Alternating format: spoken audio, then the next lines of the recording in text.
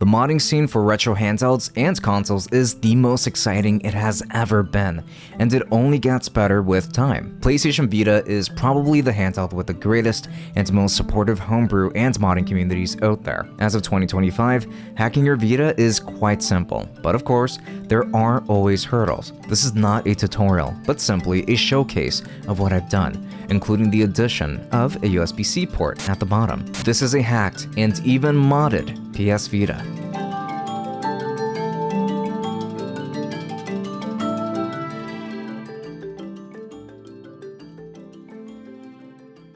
The PlayStation Vita is a console that aged really well in terms of its design. This handheld to this day looks very sleek. In 2025, I don't feel out of place whatsoever using this in public, especially when using the black model. I purchased the PS Vita 2000, or Slim, as some know it as, because of its super sleek design. It's beautifully thin, and the glossy black material on the outside is a fingerprint magnet, of course, but when it is clean, it looks truly incredible. The look of the buttons and the footprint, everything just falls into place beautifully. Many prefer the OLED model because the OLED screen does look really nice, and it's one of those things that has aged the best regarding the Vita's native hardware. However, I find that the Slim model just looks a tad bit nicer in terms of its overall design, even if it only has an inferior LCD display. But this screen has never been bad either. I think the LCD screen still looks really good, to be fair. And if you're looking for a PS Vita, then you should consider buying a Japanese model because these tend to appear significantly cheaper than a North American model. There are some things that are different between both models, such as the O and X buttons being swapped in terms of functionality, but this can be changed easily through Homebrew. The language can be changed very easily when setting up your device, and no Vita is region locked from the factory. That's exactly how I purchased mine, and it arrived in great condition. Obviously, to make the most out of your mods, you need to purchase an SD to Vita card that allows you to use a micro SD card with your Vita, instead of its overly priced proprietary storage solution. I'm using a 256GB micro SD card and this SD to Vita. I will leave affiliate links in the description for these so that you know you're getting the reliable cards that worked for me. Of course, if you use my links, then I also get a commission for that sale. Moving on.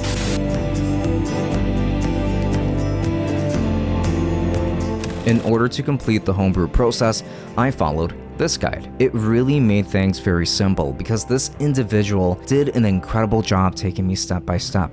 I highly recommend this guide. You just need to be on the latest firmware, which is 3.74, and the rest is easy because you will be expected to roll back to an older version, but you should be at this one to begin with. I remember finding this process quite tedious a couple of years ago when I tried it on another Slim model, but this time I hardly ran into any issues. There was one issue where one essential app wasn't opening, but that was easily taken care of. When you come across any issue along the way, just pause that video and search for a fix for that issue. Be specific when searching, but I promise that the answer is easily accessible. By the way, there's no PC required at all for this hack this time around in order for it to work, which makes it so quick and easy to work with. From there, you can begin experimenting with lots of things like themes, downloading homebrew games, and other features that are specific to not only monitoring performance, but also overclocking your CPU. I installed this Kingdom Hearts theme out of the many themes available, and it even has a sick track playing in the menu. I'm a huge fan of this because it really does feel unique, quite honestly.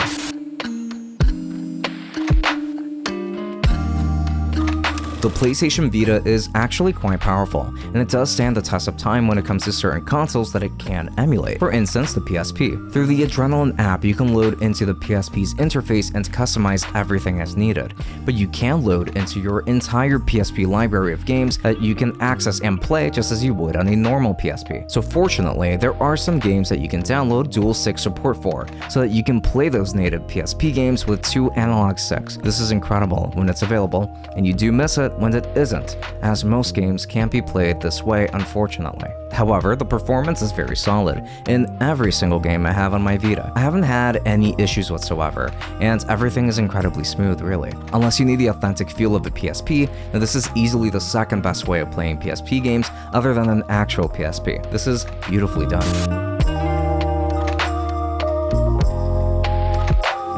Now what about performance? We did talk about CPU overclocking earlier. Once homebrewed, you can overclock your Vita CPU from 333 MHz to 500 MHz. Well, it doesn't help that much when it comes to actual performance in most things. It just makes games that probably wouldn't be considered playable anyways be a little bit more playable. I'm sure that this boost also helps when it comes to emulation performance for anything that isn't PSP or PS1 games, but it doesn't actually fix most performance issues related to the Vita. However, it doesn't seem to hurt battery life much at all, to be honest. The PlayStation Vita Slim still has very solid battery life, and I can leave it sleeping for a long time without worrying about the battery. I haven't had any overheating issues either, so it definitely doesn't hurt to have it on either for when you do come across a game that benefits from it. But with any form of overclocking, you do usually shorten the life of your device since you're forcing it to run faster than it's meant to and under hotter conditions, so only overclock it at your own risk. Otherwise,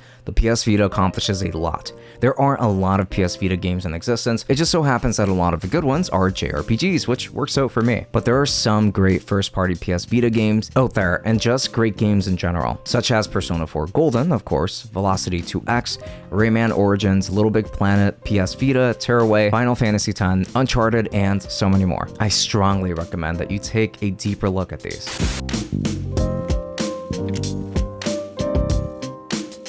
Now finally, we get to the hardware aspect. Here are some things that I want you to consider. For a mod like this, you need to buy the USB-C board, which will look different depending on who you buy yours from. The one I purchased for my 2000 model was the one from Tindy, and this mod does require soldering, desoldering, and cutting PCB, as well as cutting plastic. This isn't a super easy mod to do, and this is my first time doing it. But if I could do it, then you certainly could too. The soldering kit uses one purchase from Amazon that is incredibly solid, and I strongly recommend that you use a magnifying glass because you will be soldering onto very tiny pads. But if you have a microscope, then that's just way better. You also need to remove the micro USB port if you're modding a 2000 or Slim model, but you will need to do some soldering for the OLED model regardless. I believe that there are mods that let you replace a charging port with the USB-C port, which shouldn't require any cutting whatsoever, just soldering. But there are also others that let you have both. That one does require cutting and soldering. You then need to make that spot wider in order to fit a USB-C port, as USB-C is a little bit wider overall.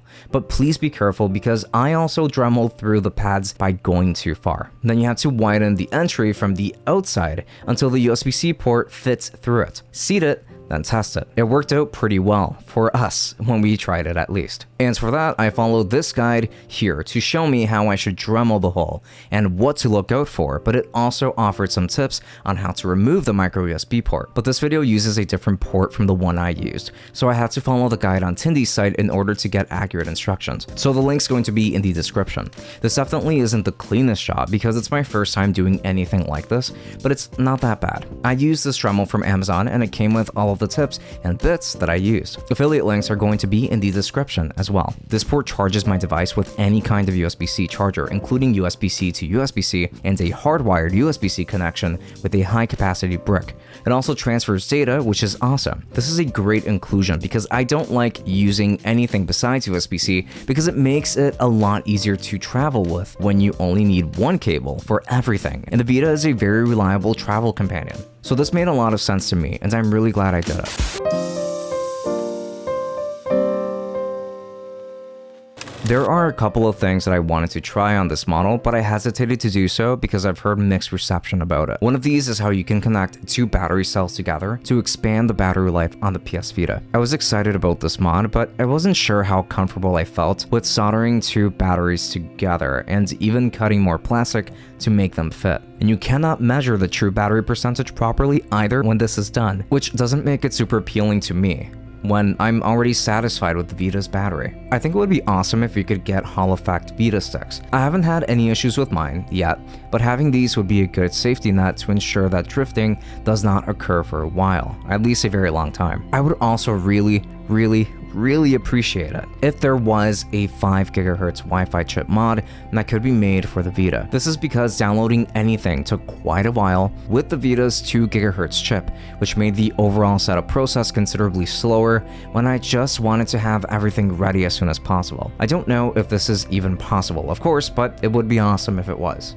Another thing to consider is that the PS Vita 1000 and 3G models have more mods available to them on the hardware end. On the 3G model, you can replace the 3G functionality to add additional internal storage. You can even add LED lights to your PS Vita home button and shoulder buttons on any model. There was another mod that I saw that allows you to give your Vita video out capabilities for use on a TV and a PlayStation controller. There is so much happening in the Vita modding scene that I simply want to continue toying with in the future. PS Vita is one of the most interesting handhelds to mod because of everything that the community has done in order to give it new life. I'm definitely interested in adding more hardware mods and just seeing how far I can take my PS Vita to truly make it the ultimate one. So what are some of the best mods for the PlayStation Vita? I'm considering getting a 3G model just to mod the heck out of it, as this has become such a fun thing to engage in, and seeing how much I can squeeze out of that one. Let me know your thoughts in the comments. In the future, I will be making videos detailing my process in modding different hardware. Right now, I'm thinking of modding an OG Xbox, PlayStation 2, and a couple of other handhelds too, but who knows? This could extend into much more complex projects in the future. Let me know in the comments if this is something that you'd like to see on this channel.